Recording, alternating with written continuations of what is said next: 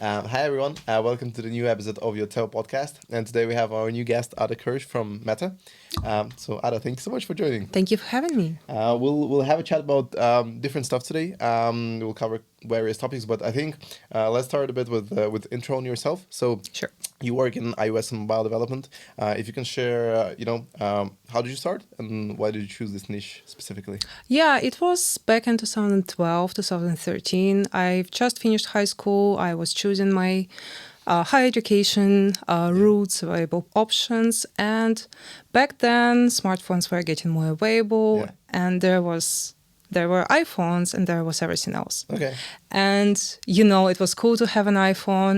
It was polished. It was perfect. Steve Jobs was a huge inspiration as well. Yeah. And I have quite a bit of competitive nature. Okay. So I felt like I just have to be a part of this polished niche. Nice. And if you look at Google Apps, they used to be Wild West at the point. Yeah, It's just 100%. anything can go through. So I like my structure. I like competitiveness. So that's pretty much how I ended up there. Nice, that's really cool. And can you tell about the first job? Sort of, how did you which position did you start with? How Yeah. it grew over time? Things I joined right away as iOS engineer. So my first projects were kind of mentorship driven. I reached out to GitHub owners of big iOS repositories and asked them to be my mentors. One of them agreed, actually, and it was a great experience to contribute to open source, learn how it all works. And then I guess it was a huge help for me to land my first job. Nice. I've also had some own projects together with my husband.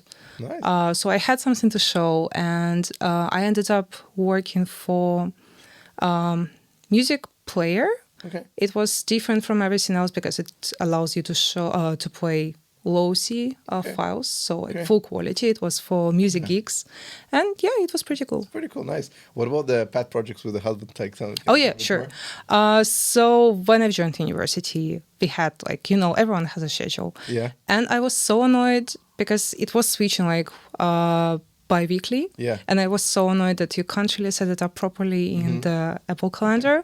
So I was like, maybe we should do something about it. And it was a good option to kind of test out the ground, how all the process of creating an app and publishing it to the Yeah. App Store works.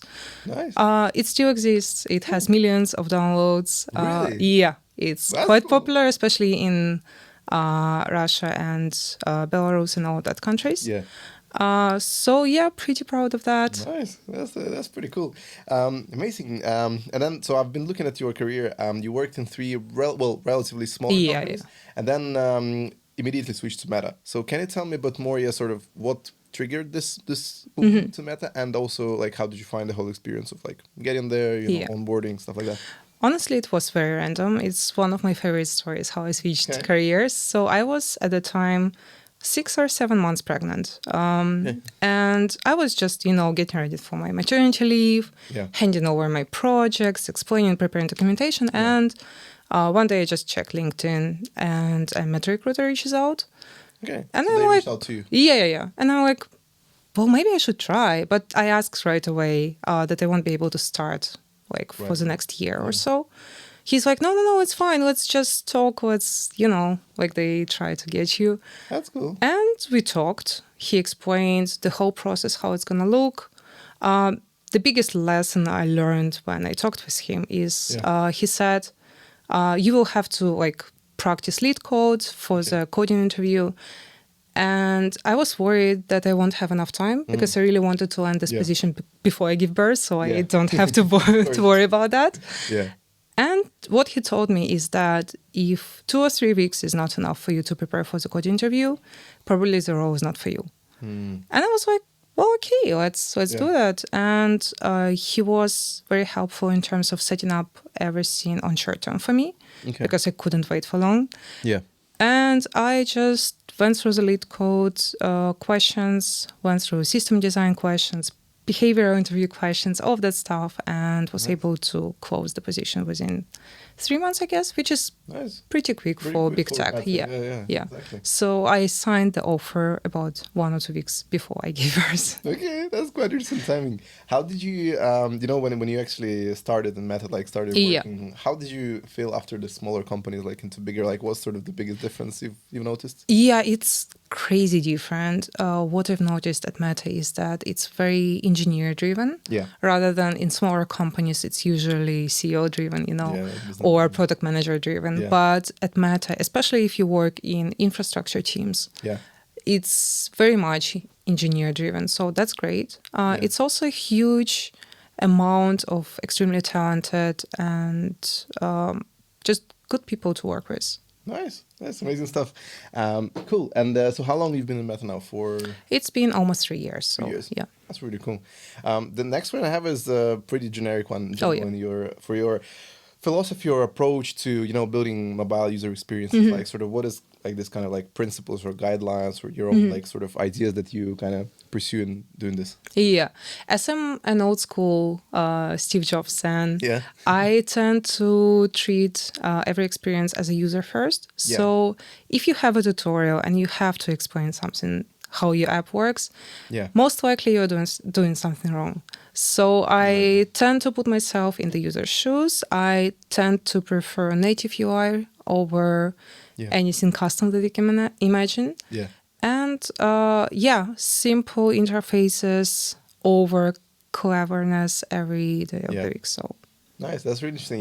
It's a very big, I think that's a mistake that a lot of founders do of actually building the products that, I mean, it's a very, like, it's interesting because it's hard to explain how to overcome this because it's quite like a extensive like knowledge field. But a lot of founders, I think they struggle with getting the interfaces and the whole experience difficult. Like they're just complex for users. I think that's something, especially for like B2B, like big, oh my big God, product, yes. I think it's a big thing for sure. Yeah. Could you share a couple of references or like just cases of apps that you think are really like doing well in terms of UX? Yeah, I mean, a few years ago, I would say any Apple app will work. Yeah. Now they're a bit lacking in terms of having bugs and all that stuff. But the most memorable for me are, so there's a Carrot Weather app. Okay. It was an app of the year a few years ago. And basically it's just a weather app, but it makes it engaging.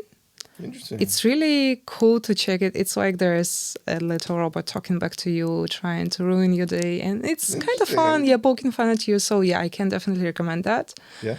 Then there's a company, they are based in Ukraine, Haiilo. Okay. They have, I've heard of them. yeah, they have a PDF expert document. So they are very native UI driven. So that resonates with me.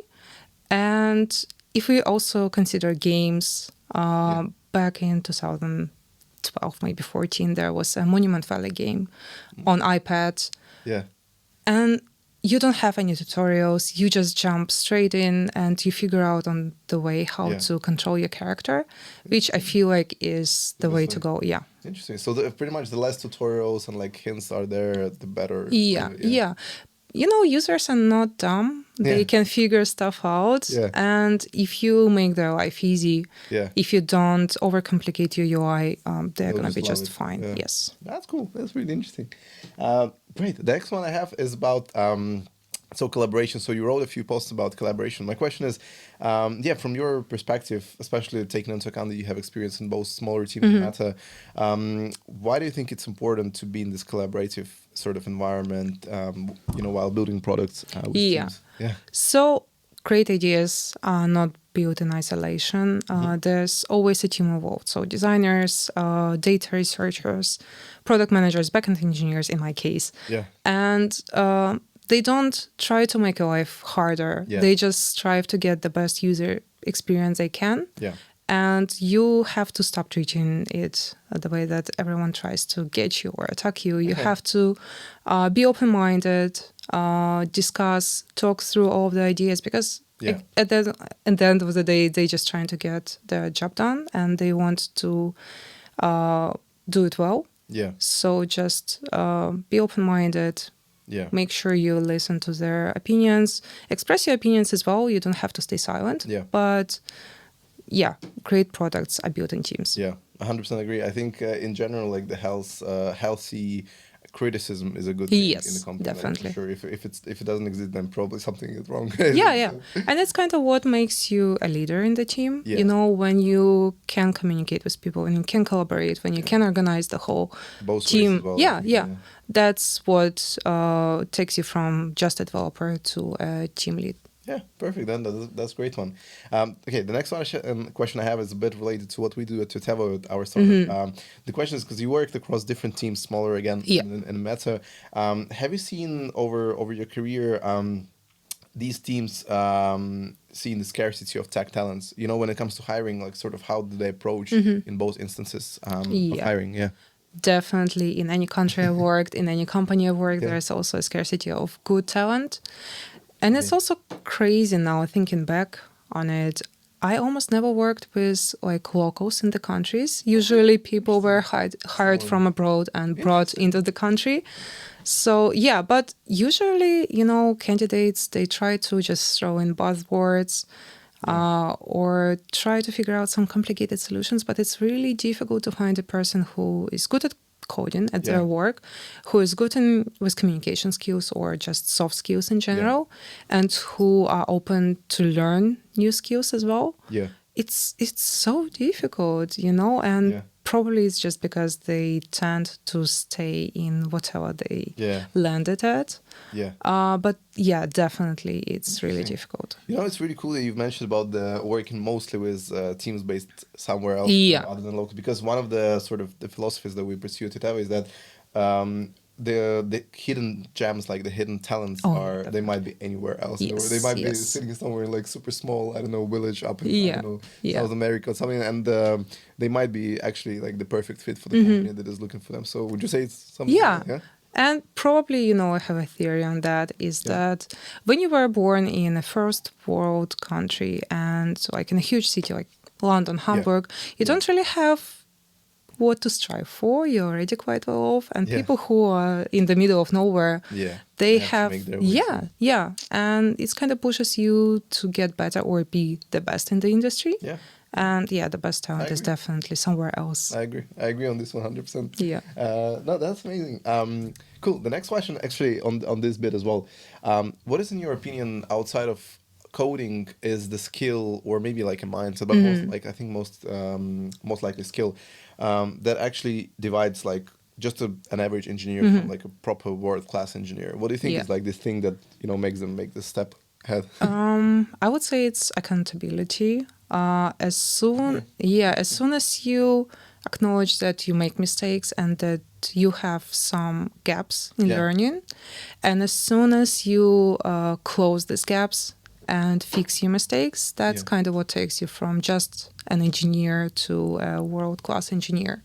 That's how you learn. We all make mistakes, but as soon as you just acknowledge that, I did a mistake, that's on me and I'm gonna fix it, that's what changes perspective of everyone else about you as well. That's really cool. I really like this one because, you know, a lot of people, they think the natural progression is just to move from coding to like, managing people. A lot of people, it's one thing, but actually I think accountability is actually more important in reality, like because it's when you can actually be, well, not transparent, but when you can actually pretty much be accountable for like what you can do, what you can't do.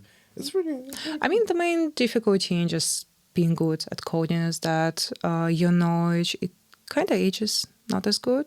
Especially now with AI boom, it changes so rapidly that you constantly have to learn.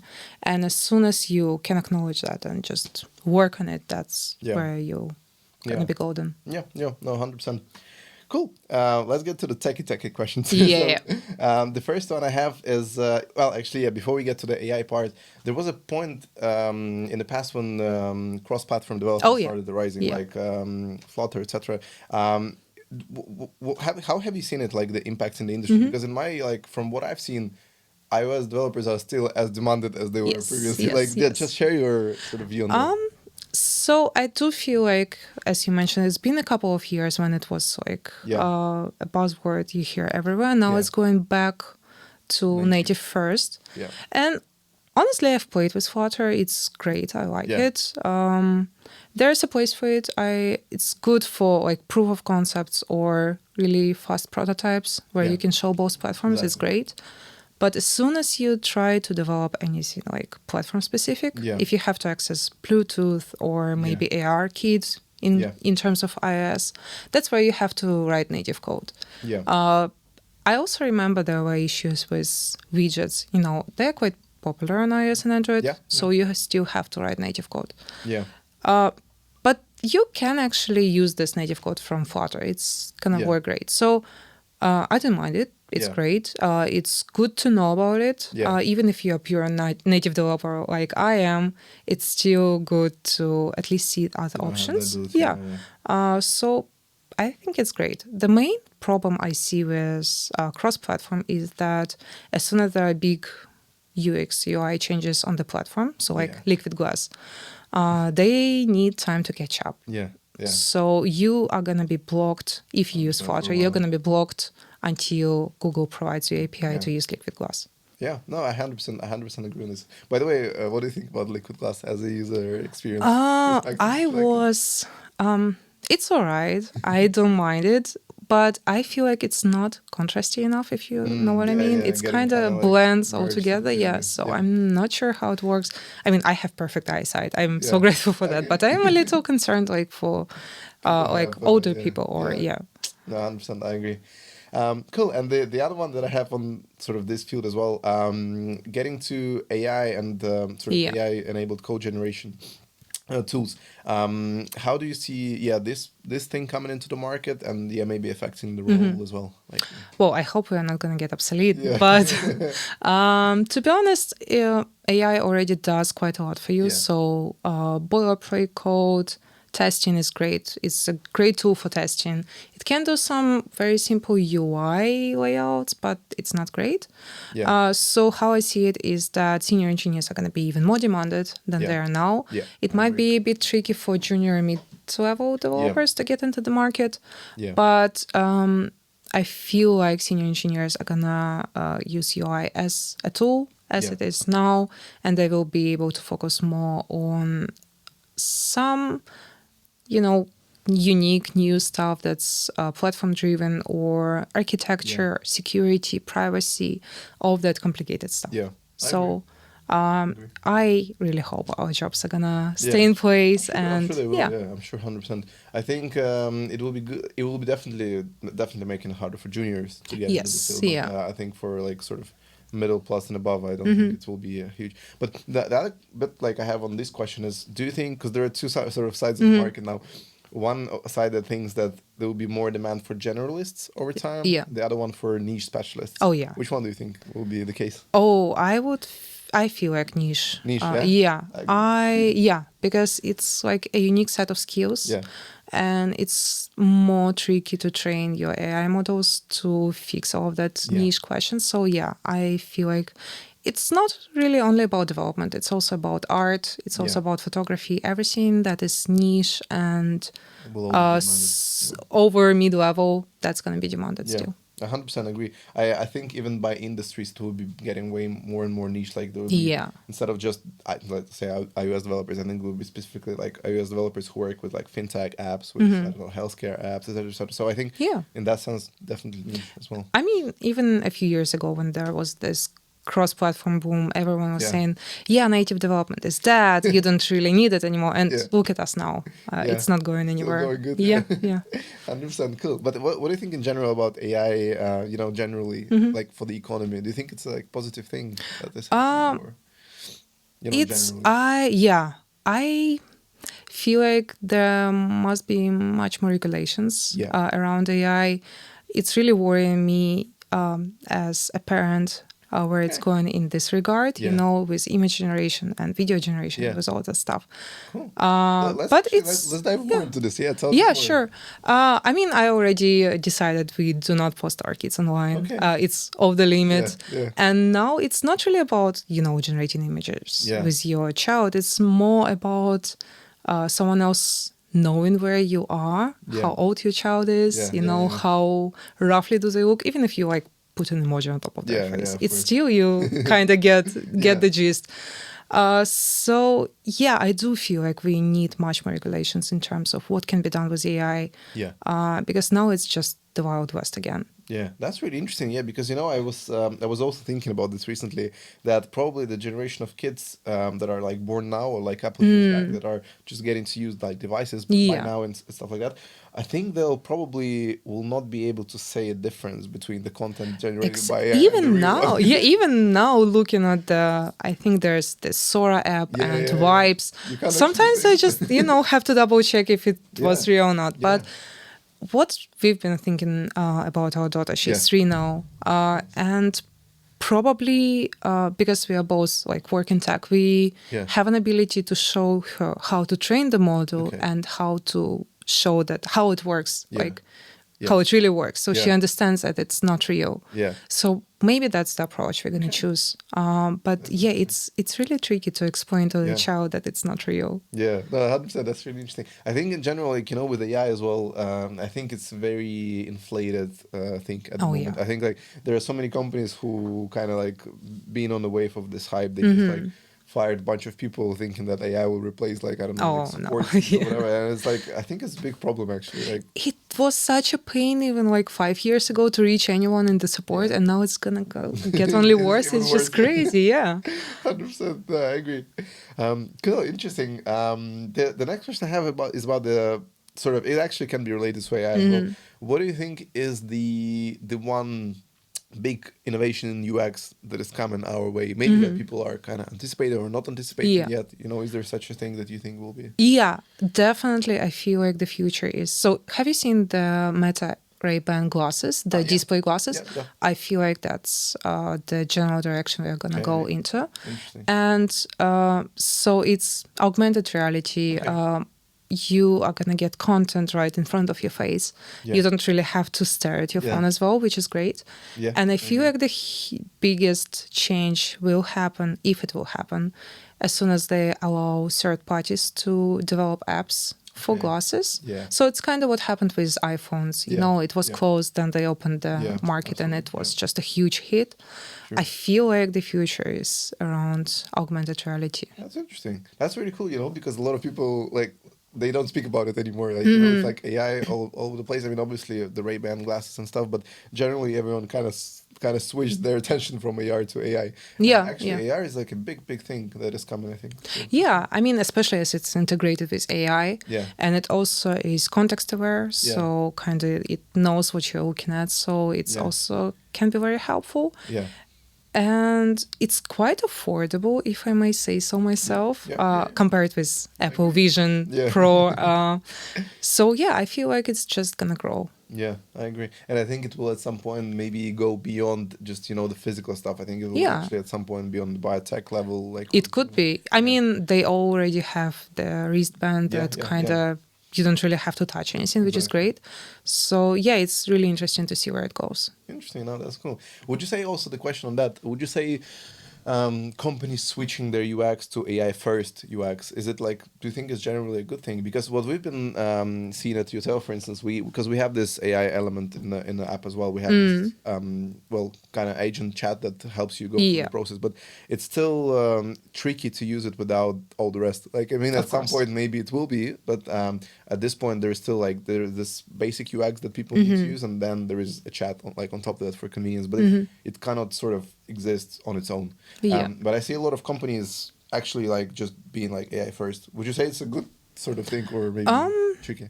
I'm really not sure about that. So how I treat like the current ChatGPT, for example, interface, it feels like command line tool. Yeah. Yeah. You just write prompts, and you have to know how to write prompts, and it's quite tricky for an average user. Yeah. So I do feel like there are going to be definitely improvements in terms of UX for just everyday users in terms of how do they use AI. Yeah. So maybe it's a good thing to explore in that area. Yeah. That's cool. Interesting. Well, would you say the thing that they opened recently, their own market for agents on OpenAI, do you think it will be somewhat like App Store was back in the days? We will see, to be honest. see, Yeah, I'm still, I'm skeptical about the agents I'm because, skeptical as well. yeah, mostly in terms of like average people take them so seriously. Yeah. I mean, especially like if I show my mom like AI generated videos, she's gonna treat them as real videos, Yeah. in that regard. And I've already seen people treat AI as girlfriends, boyfriends. That's So crazy.